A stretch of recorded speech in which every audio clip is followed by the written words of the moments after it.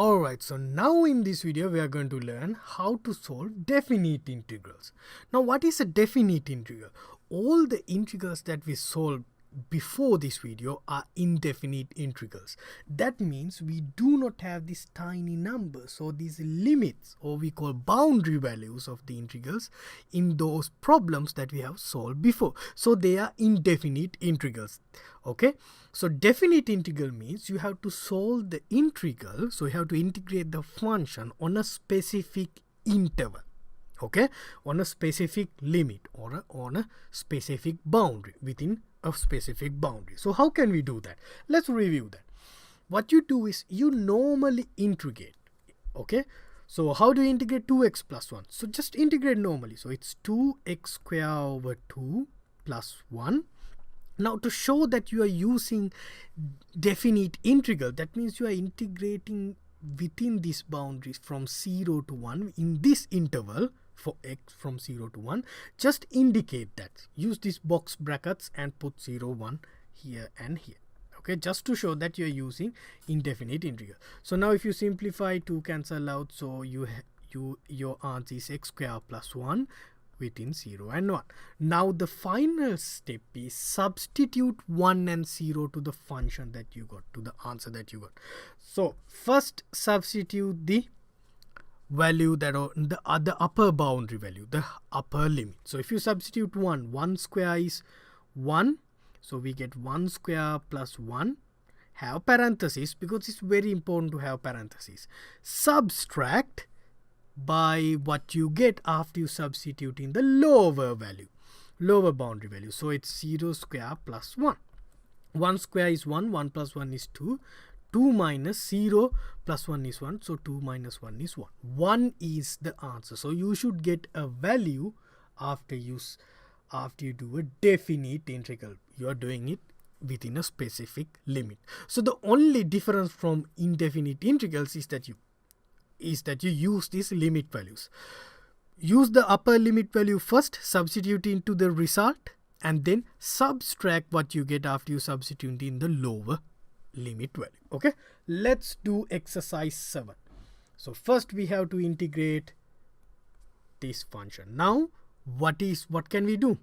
Well, we learn an algebraic trick to integrate this, right? If you have missed that video, click on the link above to review how to do these type of problems. So let's rewrite this integral. We can divide each term in the numerator by x square. So 2x to the 5 over x square minus x over x square plus 3 over x square dx. Let's simplify. X square x to the 5, what do we get? Well, we get 2x cube, and x over x square is 1 over x plus 3 over x square. Let's integrate. Okay, alright, so let's see what we get. Have those brackets. If you integrate 2x cube, you get 2x 4 over 4. Minus, if you integrate 1 over x, you get natural log absolute value of x. Plus, how do we integrate 3 over x square? So we have to write 3 times x to the negative 2. We take that x square to the numerator, so that sign of 2 switch to negative. If you integrate 3x to the negative 2 plus 1 over negative 2 plus 1. Okay, not plus c. I was about to put plus c, but you don't put plus c here. So no plus c in definite integrals. Okay, alright, so you are integrating from 1 to 2. 1 to 2, not 0 to 1. Okay, let's see what we get. So let's simplify. So 2 cancel out, so we get x to the 4 over 2 minus natural log x, and here negative 2 plus 1 is negative 1, so it's negative 3 x to the negative 1, which is x to the negative 1 is 1 over x, right? 1 over x. Okay, so it's 3 over x. Now let's substitute our values. So if you substitute 2 first, 2 to the 4, okay, so that's 16 over 2 minus natural log 2. We don't need absolute value now because of course 2 is a positive number, minus 3 over 2. Subtract, have parentheses so that you don't do mistakes when you have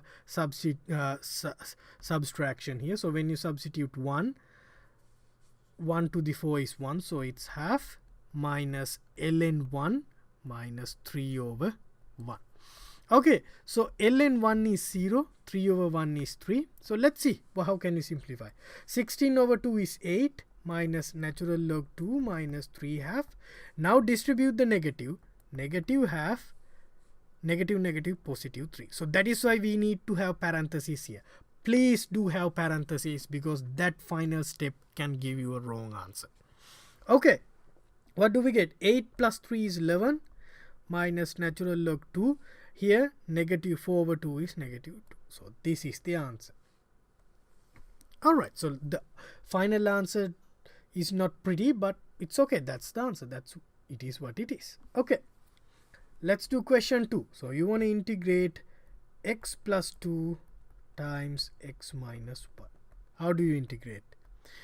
Here the algebraic trick is to FOIL it, right? So let's FOIL it. So if you FOIL it, you get x times x square minus x plus 2x minus 2, right? I just FOILed it quickly. Minus x plus 2x is actually x, right? So it's plus x minus 2. Now if you integrate this, what you get is x cube over 3. If you integrate x square, here x square over 2 minus 2x within 1, 3. Let's substitute 3 first. 3 cube is 27 over 3 minus 3 plus 3 square is 9. 9 over 2 minus 3 times 2 is 6. Subtract, now substitute 1. So it's 1 over 3, 1 half minus 2. Okay. Alright, so 27 over 3 is 9. 9 plus 9 over 2 minus 6. Minus 1 over 3 minus half plus 2, right? Okay, so 9 plus 2 is 11. 11 minus 6 is 5. 9 over 2 minus half is 8 over 2, which is plus 4 minus 1 over 3. Now you can simplify it from here. Okay, I will let you simplify that.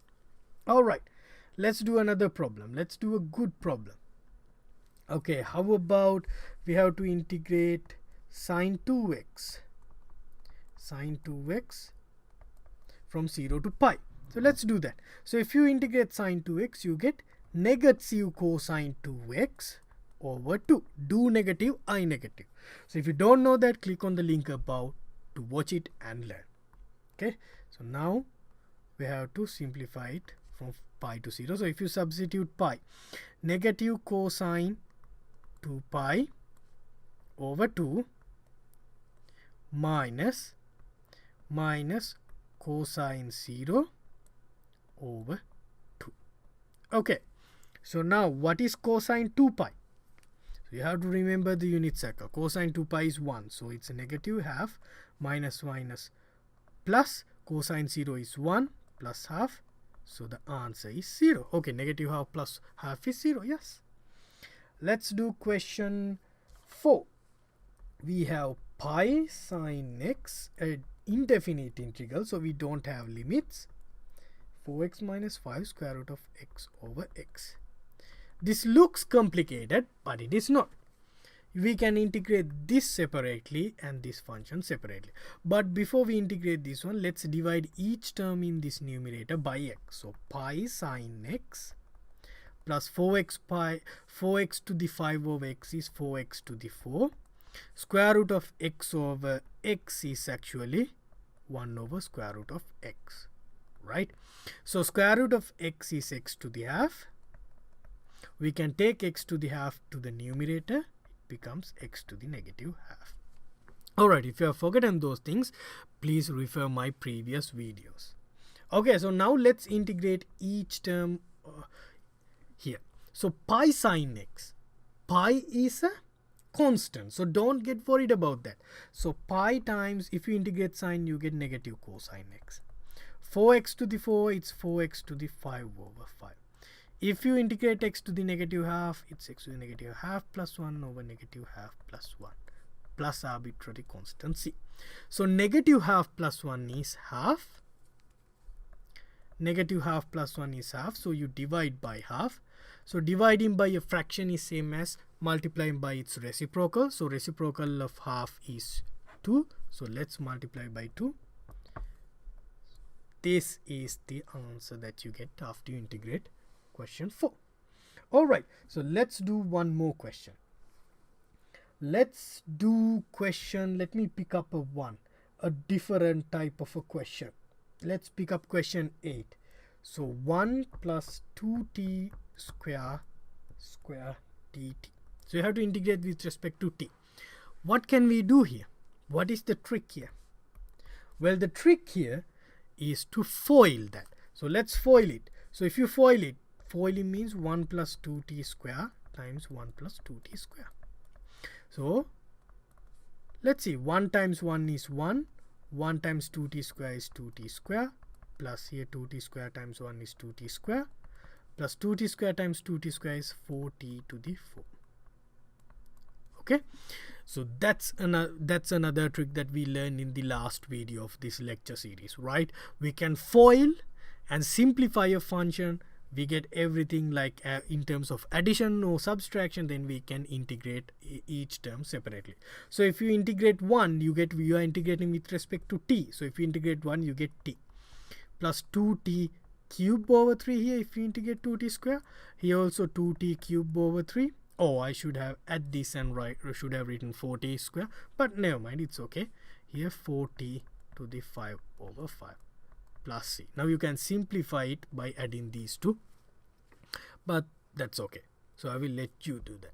So that is some problems that I solved in exercise 7 and little bit of explanation of indefinite integral.